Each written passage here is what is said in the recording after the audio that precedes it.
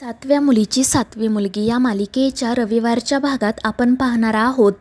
अद्वैत आजींच्या रूममध्ये गेल्यानंतर रुपाली लगेच तिच्या रूममध्ये जाते आणि अस्तिकाला कपाटावरून खाली यायला सांगते. तर अस्तिका नागरूपात तिच्याच पाठीमागे असते आणि तिला बघून रुपाली खूपच खुश होते. ती अस्तिकाला सांगते की त्या सुशेनचा सूड घेण्याची वेळ जवळ आली आहे. आता तो त्या म्हातारीच्या रूममध्ये एकटाच आहे आणि नेत्रा आणि इतर सगळेजण त्याच्या रूममध्ये कारस्थानं करत बसली आहेत. त्यामुळे आता तू अद्वैतकडे जा आणि त्याला संपव. आणि त्यामुळे मग अस्तिका लगेच तिकडे जाण्यासाठी निघते. मात्र रुपाली तिला थांबवत म्हणते की त्यांनी म्हातारीच्या रूममध्ये जाण्याचे सगळे मार्ग बंद केले आहेत. त्यामुळे तू खिडकीतून जाऊ शकत नाही. आता तू जिन्यावरून जा आणि तुझ्या विषाने अद्वैत मरणार नाही. त्यामुळे जाताना तू किचनमध्ये जा आणि तेथून काहीतरी हत्यार घे आणि त्याला कायमचं संपवून टाक. आणि मग त्यानंतर ती दरवाजा उघडते. तर अस्तिका लगेच तेथून बाहेर पडते. त्यानंतर जेव्हा अस्तिका किचनमध्ये जाते तेव्हा ती मानव रूपात असते आणि तितक्यात फाल्गुनी घरात येते. तिला अस्तिका किचनमध्ये आहे असं जाणवतं आणि मग त्यानंतर ती एका सोफ्यामागे लपते आणि अस्तिका नेमकं काय करत आहे ते बघण्याचा प्रयत्न करते. मात्र तितक्यात अस्तिका पाठीमागे वळते. त्यामुळे फाल्गुनी लपून बसते. अस्तिकाने किचनमधून एक सुरा घेतलेला असतो. तो सुरा ती तिच्या केसांमध्ये लपवते आणि आजूबाजूला बघत पटकन तेथून निघून जाते.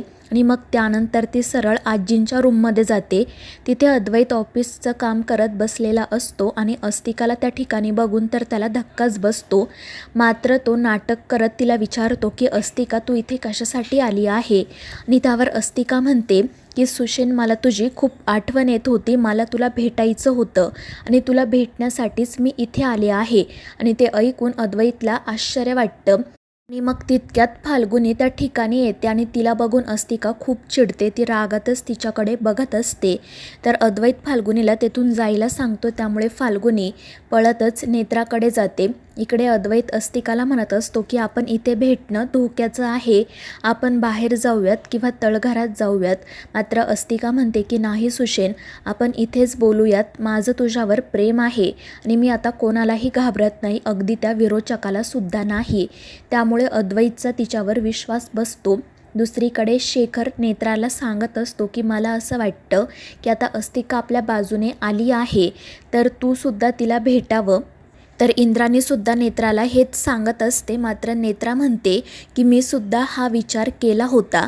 मात्र आपल्याला एक गोष्ट लक्षात ठेवायला हवी की अस्तिकाचं अद्वैत साहेबांवर प्रेम आहे म्हणून ती त्यांना भेटते. आणि अशा परिस्थितीमध्ये जर मी तिच्या समोर गेले तर ती मोकळेपणाने व्यक्त होणार नाही. त्यामुळे इतक्यात मी तिच्यासमोर जाणार नाही किंवा तिला भेटणार सुद्धा नाही. आणि नेत्राचं ते बोलणं शेखर आणि इंद्राणीला सुद्धा पटतं. शेखर म्हणत असतो की तुझं बोलणं अगदीच बरोबर आहे, पण मी हे सगळं अद्वैतच्या काळजीपोटी सांगत होतो. त्यावर नेत्रा म्हणते हो बाबा, पण तुम्ही अद्वैत साहेबांची काळजी करू नका, कारण ते जेव्हा जेव्हा अस्तिकाला भेटतात तेव्हा तेव्हा मला लगेच कॉल करतात. त्यामुळे तिथे नेमकं काय सुरू असतं ते आपल्याला कळतं. आणि तितक्यात फाल्गुनी धावत पळत त्या ठिकाणी येते. नेत्रा तिला काय झालं आहे ते विचारते. त्यावर फाल्गुनी सांगते की खाली अस्तिका आली आहे. आणि ते ऐकून त्यांनाही धक्काच बसतो. इंद्राणी विचारते की ती नागरूपात आहे का. त्यावर फाल्गुनी सांगते नाही, ती मानव रूपात आहे. आणि जेव्हा मी घरात आले तेव्हा ती किचनमध्ये होती आणि त्यानंतर ती आजींच्या खोलीत गेली. मी सुद्धा तिच्या पाठोपाठ गेले तेव्हा तिथे अद्वैत भाईजी होते. मात्र त्यांनी मला तेथून जायला सांगितलं. आणि हे सगळं ऐकून नेत्रा, इंद्राणी, शेखर काळजीत पडतात. अस्तिका नेमकी किचनमध्ये का गेली असेल असा त्यांना प्रश्न पडलेला असतो. आणि त्यांचं बोलणं सुरू असतानाच त्यांना अद्वैतचा कॉल येतो. नेत्रा, इंद्राणी, शेखर, फाल्गुनी अद्वैत आणि अस्तिकाचं बोलणं ऐकत असतात. अद्वैत अस्तिकाला विचारत असतो की तुझी आणि विरोचकाची भेट झाली का. तू विरोचकाला 4थ्या आणि 5व्या पेटीबद्दल विचारलं का. आणि त्यावर अस्तिका म्हणते की सुशेन तुला एवढी घाई कशाची आहे, मी तुला सगळं काही सांगेल. आणि त्यावर अद्वैत म्हणतो की घाई नाही, मी सहजच विचारत होतो. तर अस्तिका नाटक करत म्हणते की सुशेन माझं तुझ्यावर खूप प्रेम आहे आणि तुझ्यासाठी मी काही करायला तयार आहे. मात्र त्याआधी माझी एक इच्छा आहे. तर अद्वैत विचारतो कोणती इच्छा. तर अस्तिका त्याला सांगते की तू मला मिठी मार. आणि ते ऐकून इकडे नेत्रा, इंद्राणी आणि शेखर घाबरतात. अद्वैत मात्र काहीच बोलत नाही. तर अस्तिका स्वतःहूनच त्याला मिठी मारते. ती खूप चिडलेली असते. आणि रागातच अद्वैतला म्हणत असते की सुशेन, मी तुला कधीच सोडणार नाही. आणि ते ऐकून अद्वैतला काहीतरी गडबड आहे हे जाणवतं. तो अस्तिकापासून लांब होण्याचा प्रयत्न करत असतो, पण अस्तिका त्याला काही सोडत नाही. तर इकडे नेत्रा, इंद्राणी, फाल्गुनी, शेखर त्या दोघांमधील बोलणं ऐकत असतात. इकडे अद्वैत अस्तिकाला विचारत असतो की काय झालंय अस्तिका, काही प्रॉब्लेम आहे का, पण अस्तिका काही बोलत नाही. त्यामुळे अद्वैत तिच्यापासून दूर होण्याचा प्रयत्न करत असतो, पण अस्तिका त्याला दूर देखील होऊ देत नाही. तिने अद्वैतला घट्ट पकडलेलं असतं आणि मग त्यानंतर ती तो सुरा बाहेर काढते आणि ती त्या सुऱ्याने अद्वैतवर वार करणार इतक्यात अद्वैत तिला जोरात ढकलून देतो आणि बाजूला होतो. त्यामुळे तो सुरा बेडवर पडतो. मात्र अद्वैतचं त्याकडे लक्ष जात नाही. तर इकडे नेत्राच्या लक्षात येतं की अस्तिका किचनमध्ये कशासाठी गेली असेल आणि त्यामुळे ती खूपच घाबरते आणि मोबाईल तिथेच टाकून खाली पळत जाते. तिच्या पाठोपाठ शेखर, इंद्राणी आणि फाल्गुनी सुद्धा जातात. इकडे अद्वैत अस्तिकाला विचारत असतो की काय झालं, तू अशी इमोशनल का झाली आहे. आणि त्यावर अस्तिका म्हणते की सुशेन, माझं तुझ्यावर खूप प्रेम आहे ना. पण तितक्यात अद्वैतला कॉल येतो, त्यामुळे तो बाजूला जातो आणि ती संधी साधून अस्तिका पुन्हा तो सुरा उचलते आणि त्याच्यावर वार करण्यासाठी ती हळूहळू पुढे चाललेली असते. इकडे नेत्रा धावत पळतच खाली येते आणि जेव्हा ती रूमचा दरवाजा उघडते तेव्हा अस्तिका अद्वैतवर वार करणारच असते. पण तितक्यात नेत्रा मोठ्याने साहेब असं ओरडते. त्यामुळे अद्वैत पाठीमागे वळून बघतो आणि तिथे अस्तिकाला बघून तर त्याच्या पायाखालची जमीनच सरकते. अस्तिका त्याच्यावर वार करणार इतक्यात तो बाजूला सरकतो. त्यामुळे अस्तिकाचा तो सुरा त्याच्या लॅपटॉपवर जाऊन आदळतो. त्यानंतर नेत्राच्या पाठोपाठ घरातील इतर सगळेजणही त्या ठिकाणी येतात. सगळेच जण अस्तिकावर खूप चिडलेले असतात आणि तिच्याकडे रागानेच बघत असतात.